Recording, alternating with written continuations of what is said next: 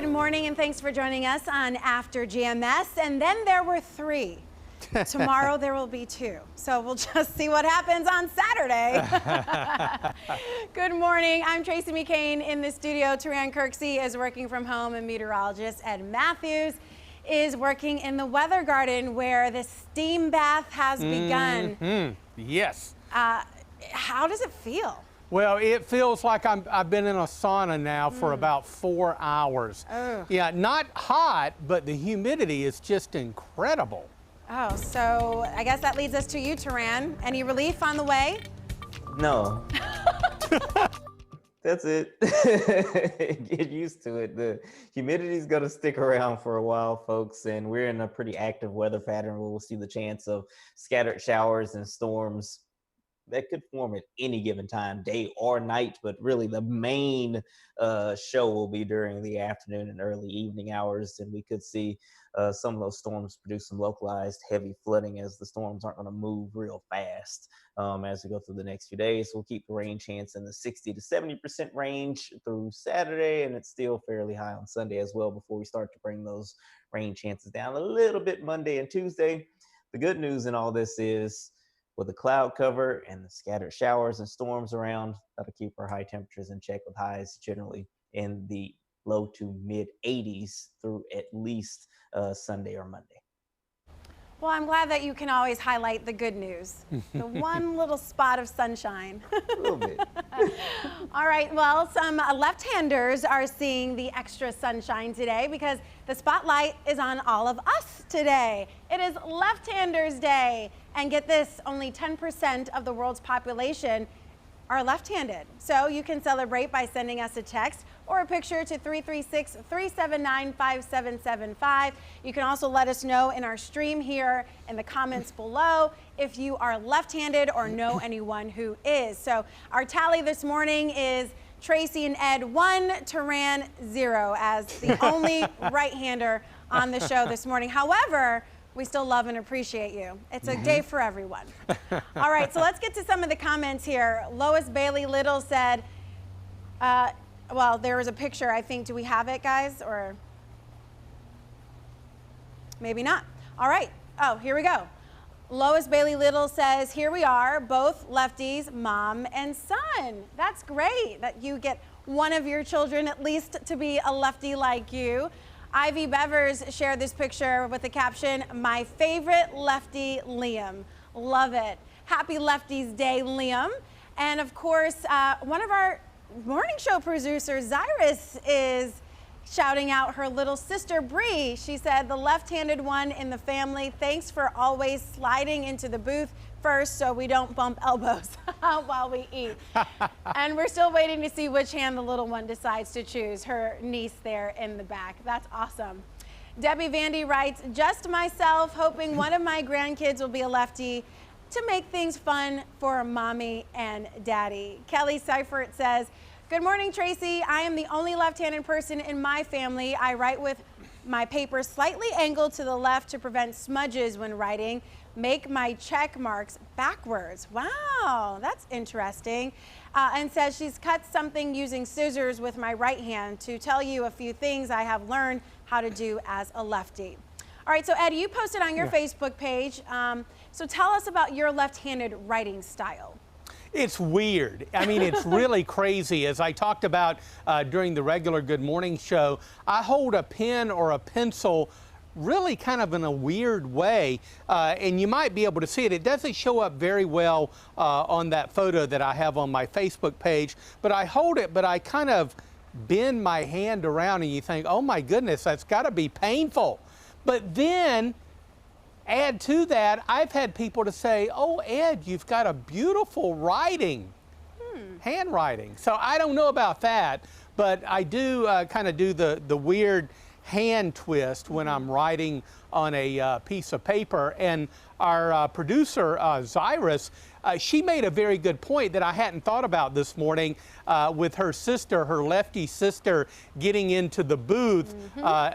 and letting others, be at the end of the table. And that's what I do because, I eat with my left hand, and so I've got to have that space out there when I'm shoveling all that food into my mouth. I got to be able to swing my elbow, and if there's somebody there, they get punched every time I take a bite. I know. That was interesting. My first date with my husband was a double date. It was a blind date, actually. Ended up liking him and married him. So, we were sitting next to each other in a booth, and the first thing he said was, "You're left-handed, aren't you?" Because we kept knocking elbows. But it was a great conversation starter, to say the least. So I call it my superpower because I feel like I should be ambidextrous. I am able to write with my left hand, but mostly everything else is with my right hand, although I have picked up, learning how to do other things with my left hand, including playing golf, swinging a bat left-handed, as well as doing it right-handed. So, if I was a left-handed swinger in the major leagues, I'd probably make an extra million more, It'd be kind of cool, but that's not me. I'm just making, my pennies and cents here. All right, Taran, so no lefties in your life that you know of? Yeah, that I know of. I can't think of anybody off the top of my head. There's probably one out there, but I don't pay a lot of attention to what's happening around me. I need to do better. There probably is somebody really close to me that's been writing left-handed for the 30 plus years I've been around, and I haven't noticed. No one said anything to me. So I'll ask around and see. I'm sure there has to be somebody in my close family circle that writes left-handed. I'll let you know. I'll check on it. Well, even if it's not in your family circle, at least your friend circle includes at least two. There has to be at least, 10% is a pretty large number. It is. So there's probably somebody. Let me think on it. Let me ask around, and I'll let y'all know. 10%. I will. I'll follow up with you tomorrow. Tracy, I want to ask you, yes. Being a lefty, do you notice other left-handed people? If I see somebody writing or something and they're writing with their left hand, let's say, oh, you're a southpaw as well. So I do notice that when I see people writing. Yeah, immediately. And I can't tell, because I wear my watch on my left hand because, I was raised by right-handed parents, and they always taught me, wear your watch on the left hand. So whenever I see someone who has their watch on the right hand, I'm like, oh, you must be left-handed. Although I completely go against that theory because I'm left-handed and I still use my left hand. I don't know, Again, I am a left-hander in a right-handed person's world. And so I've just accommodated everything to fit in, which kind of works. I'm hoping that, either Josiah or Simone will be left-handed, but I know Josiah for sure is not. He is everything right-handed. Simone will sometimes pick up a fork with her left hand, but then realize it doesn't feel right, and then we'll move it to her right hand. But I'm just hoping that one day it just catches on. You never know. So she can be just like her mommy. Yeah, Tracy, and I'd like to add to that, we haven't talked about this morning, back when I was a little kid, and I don't remember this, but my mom would tell me she didn't force me to pick up a crayon or anything like that with my right hand, but it was really, in a way, kind of looked down on just a little bit. To be a lefty is like, maybe it was weird. Yeah. I don't think it's so weird.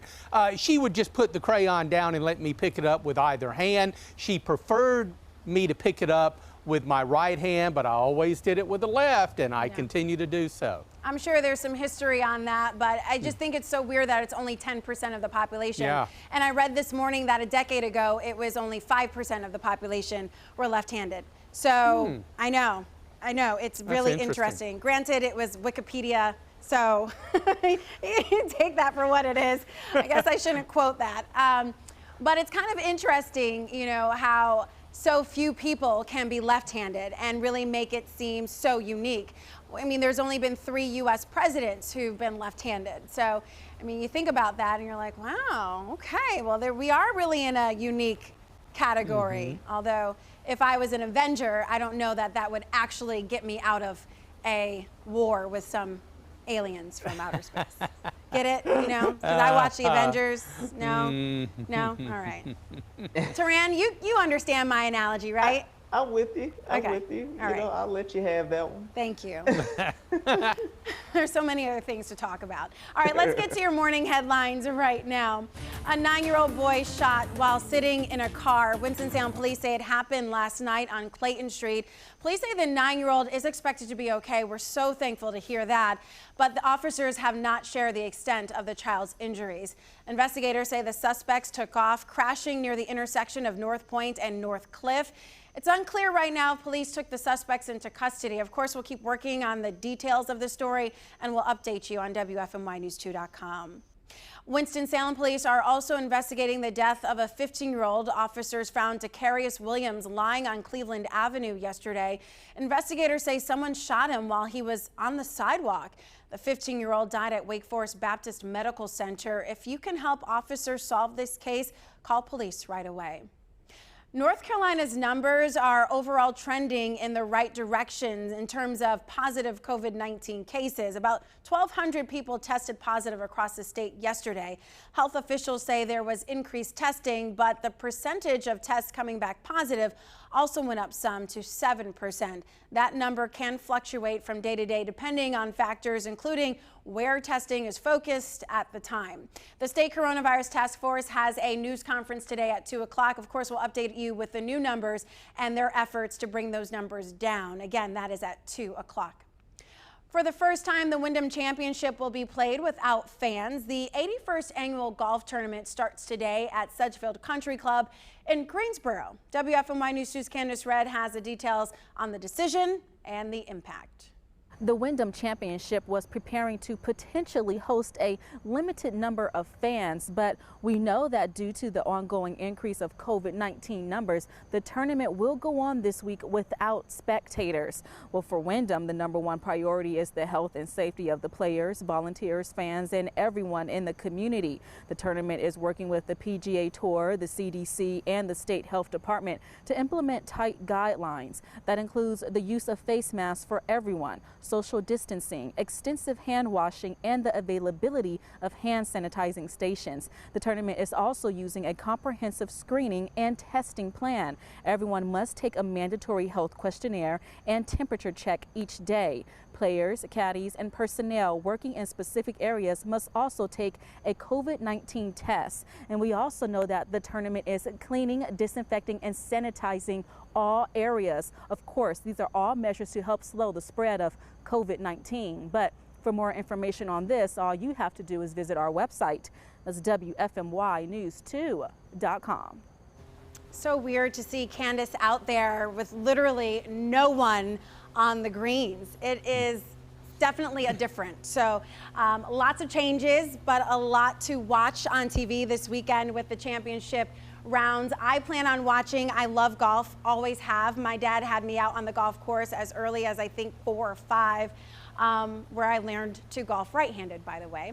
Just throwing that in. But I think I'm gonna miss the most. You know, my dad and I make this an annual thing that we do together. His birthday is actually today, and every week during the Wyndham, we will go to watch, you know, at least 1 or 2 rounds of tournament play together. It's kind of our thing. So we won't be able to do that this year because there are no fans being allowed. We are gonna celebrate his birthday in a different way, but you know, I'm just gonna miss that kind of family tradition that we have. You know, we love the same golfers. We're still we're pulling for Harold Varner III this year because he's a local guy, as is Webb Simpson. So we'd love to see him win it as well. But Brant Snedeker will be out there, Brooks Koepka, a lot of our other favorites. So super excited that it's still here in the area. Just wish I could see it in person. How about you guys? Are you golf fans? I don't even know, Taran. Do you golf?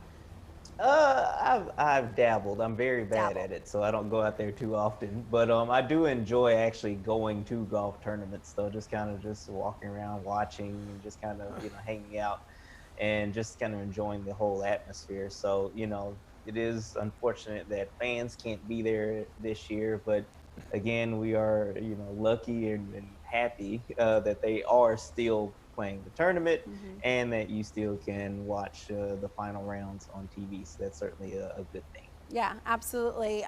You know, Ed, you grew up here, you know the area very well.